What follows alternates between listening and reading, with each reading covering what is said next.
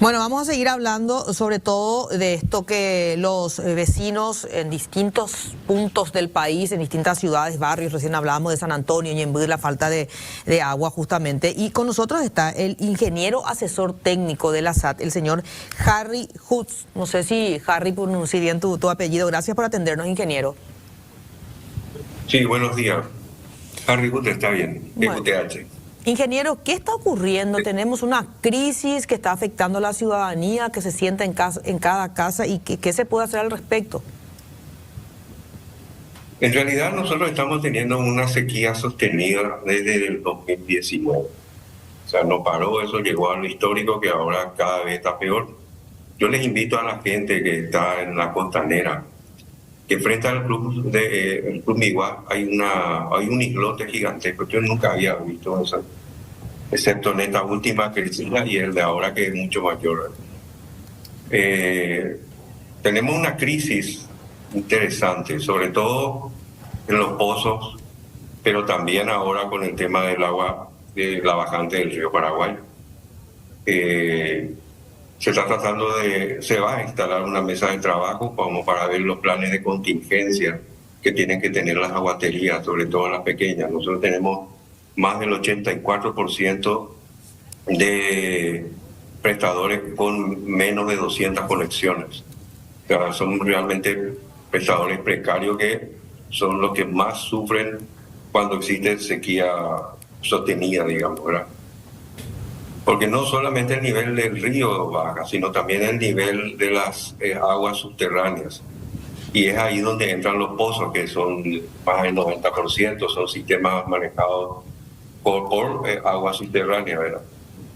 Entonces, de lo que antes nosotros estudiábamos en educación cívica, de que decían que el agua hay que cuidar, hoy tenemos que decir que el agua hay que racionalizar. Y si no sabemos racionalizar, no va a quedar otra cosa que quedarnos sin servicio. Y ahí no hay plan de contingencia que te aguante absolutamente nada. Por otro lado, el plan de contingencia tienen que tener todos, tienen que ser los usuarios, tienen que ser los prestadores, se tienen que colocar medidores, se tiene que concienciar a la población que no utilice para llenar piletas o para riego. Es cierto, todo el mundo necesita agua, pero el agua potable es más urgente y es muy difícil por acarreo. Lo que se está haciendo ahora es siempre llegar a los lugares a través de camiones cisterna, ¿verdad? Pero el sistema de acarreo tiene un límite y tiene un techo. Y tiene una calidad de agua también. Entonces, repitiendo lo mismo, tenemos que racionalizar el agua. También, de ser posible, la población, cuando haya ya horarios específicos de servicio, que probablemente vamos a llegar a eso, porque va a ser un infierno este verano. Entonces, tener algunos recipientes un poco más grandes como para que en el momento de que haya agua se pueda almacenar unifamiliarmente. No sé si quedó claro. ¿Alguna pregunta, por favor? Ahora, Gracias. ingeniero, cuando usted dice va a ser un infierno este verano, creo que casi todos los inviernos, y cada vez cuanto más pasa el tiempo, más lo sufrimos, ¿verdad? Por la falta del agua, por la intensidad del sol, por el calor, por las altas temperaturas, y habla al mismo tiempo de racionalizar. ¿Qué implica? Parece fácil decir racionalizar, bueno, hay que usar menos agua, pero ¿qué implica para la ciudadanía racionalizar? ¿En qué casos o cómo debe hacer para lograr eso? Ok, ¿me da un tiempito para explicar? Sí. Oh, bueno, en realidad el agua potable tiene un consumo mínimo humano. Es exclusivamente para el consumo humano. No es para recreación, no es para darle de beber a animales grandes, no es para los, digamos, por decir un ejemplo, para los arroceros. O sea, tiene que ser exclusivamente para consumo humano. Y eso está establecido en la legislatura. Entonces, estaría más o menos por 175 litros por día por cada persona, ¿verdad? Entonces, todo el proyecto, todo el sistema de abastecimiento de agua está apuntado al consumo humano, no para consumo industrial, no para consumo recreativo. Las municipalidades, por ejemplo, están exigiendo una cantidad mínima, creo que está en el orden de 30 metros cúbicos para los, digamos, supermercados o industrias que tengan que utilizar agua que no sea para consumo humano, entonces tienen la posibilidad de tener su propio pozo profundo, ¿verdad? Para poder paliar, porque o el prestador no le va a dar la suficiente cantidad de agua para poder digamos, abastecer, y entonces en ese sentido es lo que se está pidiendo, la racionalización. ¿Y qué se hace? Si se hace una buena racionalización, Sí. yo creo que podríamos mejorar un poco y aguantar un poco más este verano. Lo que pasa también que en nuestro país, el verano, o sea, las estaciones son estaciones, digamos, escritas, no se cumple. El verano empieza en octubre y termina prácticamente en abril, mayo. Claro. Entonces, si es que hay una sequía es durante todo ese tiempo, ¿verdad? Y obviamente cuando hace calor uno quiere bañarse más, quiere utilizar más el agua para regar las plantas que se le está secando, tiene que lavar su auto, etcétera, etcétera. Entonces ese consumo que era exclusivamente para humanos pasa a ser otro. Eso desde una vivienda unifamiliar hasta una industria.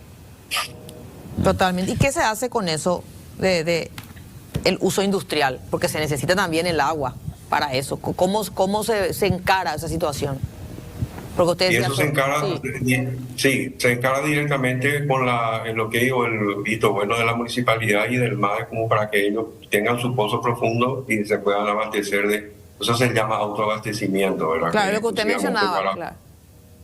Claro, y para ahora, ingeniero, pero me refiero a los que justamente nos tienen la posibilidad o no lo están haciendo y que directamente buscan abastecerse de los servicios específicos, en este caso de la SAT, por ejemplo.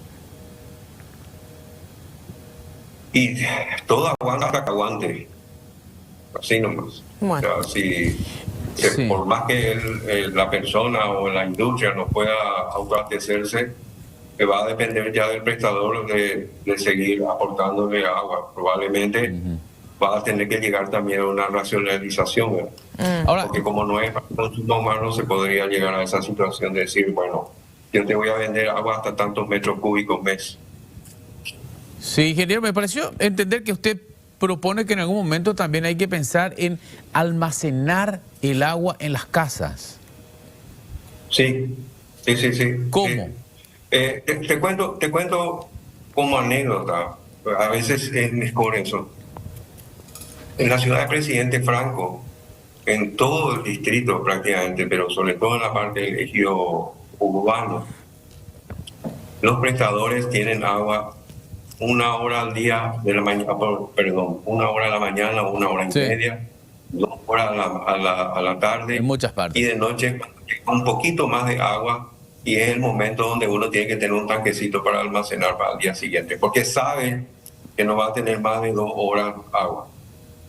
Y eso es en forma general y genérica. Ese es el estrés hídrico que está sufriendo Presidente Franco y otras regiones también del país, ¿verdad?